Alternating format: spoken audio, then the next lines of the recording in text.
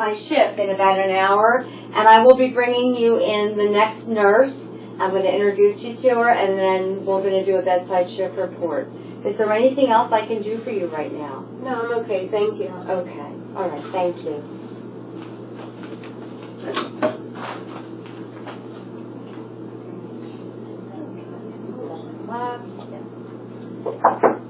Hi again, Mrs. Jones. Hi. Hi, this is Melissa. She's going to be your night shift nurse who will be with you all night until 7 a.m. And I'm going to give a report about your hospital stay so far and your plan of care. Would you like us to have your family members step out at this time while we discuss your care? No, she can stay. Okay, that's great. Let's see, so... Hi, Ms. Jones. It's nice to meet you. Can you tell me your name and your date of birth? Barbara Jones, 6362. Okay, thank you. Okay. So Mrs. Jones is 54 years old and came to us this morning from the ED for chest pain that was radiating to her right arm. Okay. She has a virtual cardiology group consultation for her chest pain, and her relevant history is hypertension and type 2 diabetes. Okay. The testing she's had so far is a chest x-ray in the ED, which was negative, and she also had 2 negative troponins drawn. Her next troponin is due at 8:30 p.m., and this is the test I spoke to you about earlier that is going to check for any cardiac muscle damage. And your patient care tech will be in at 8:30 p.m. to draw your blood for this lab test. And tomorrow, you're going to have a nuclear stress test to check your heart. Right now, you're on a cardiac diet, but after midnight, you'll be nothing by mouth, which is NPO, for the stress test, which means you can't eat or drink after midnight. Hello. Hey. Hi, Melissa. The ER's on the phone to give you a report on 6:45. Can you see if my buddy can take a report? If they can't take a report, then come back and get me. Okay, no problem. All right, thanks.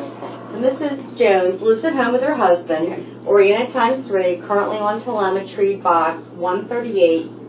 Can we check your box? Sure.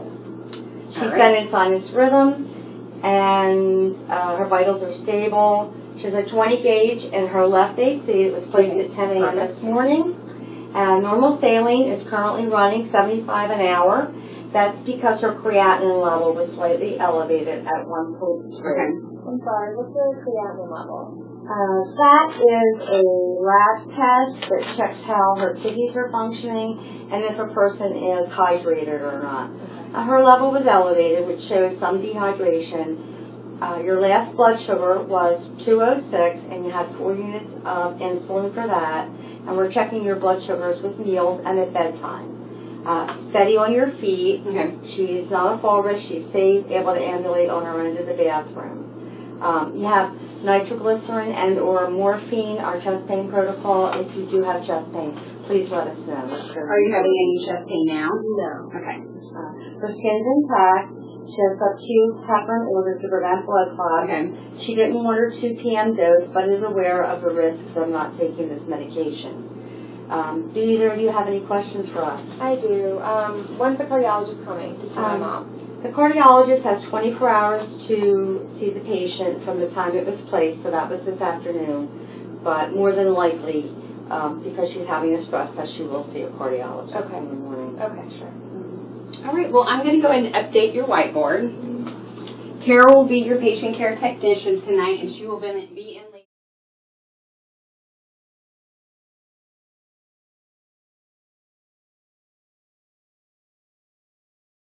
So the next patient we're going to see had surgery 2 days ago and related to a mass that they found on an outpatient colonoscopy. They sent biopsies, they're still pending. She also went for a chest x-ray today that shows possible metastatic disease. The doctors haven't reviewed the results yet, so the patient isn't aware. Okay. All right, you ready to meet her? Yeah. All right, let's go. Hi, Carol. I want to introduce you to your night shift nurse. This is Annie. She's going to be with you from 7 p.m. tonight until 7 a.m. tomorrow morning. Okay. Hi, Carol. Nice to meet you. Hi. Can I check your band? Give me your name and date of birth. My name is Carol Smith. My birthday is 9/2/1964. Thank you. We're going to go over your plan of care and your review your history. Is that okay? Yes. So Carol came in for a scheduled open colon resection. She's post-op day 2 today, and this is all related to a routine colonoscopy she had about a month ago. No allergies, she's a full code. She has pulmonology on for she has pulmonology on for capnography management, and virtual medical group on for medical management. Past medical history includes hypertension, and she recently quit smoking. She does wear a nicotine patch. She has one on her right upper arm. She did go for a chest x-ray today. The doctor still haven't reviewed the results yet, okay? Okay. Labs this morning showed that her potassium was low. She did get a rider, and that was the IV bag of potassium we gave you earlier. They're going to repeat her labs again tomorrow. She has a falls risk just because of the equipment that she's connected to, but she's appropriate with the call bell. She's been a one-person assist. She's got 2 IVs, and she's got an 18 gauge in her right hand from 2 days ago, and a 20 gauge in her left hand. She has D5 running with half normal saline with 10 of K, and then she also has a PCA pump that's included. So her PCA pump, she can get 1 ml every 10 minutes as needed, with a 4-hour lockout of 24. There's no continuous bolus. She has 40 cc's up. How's your pain right now? It's okay. It's like a 1 or 2 out of 10 if I'm just laying here, but if I move around, it gets a lot worse, like 6 or 7. Okay. The surgeons were aware. I think they're going to DC her PCA pump tomorrow. Okay. On the capnography, she's been on room air, 99%. She uses her incentive spirometer, which has been at the bedside. Yeah, my other nurse told me to use it every commercial break on the TV, and that's been helping me remember. That's perfect. So if you can use it throughout the evening, that'd be great. Okay.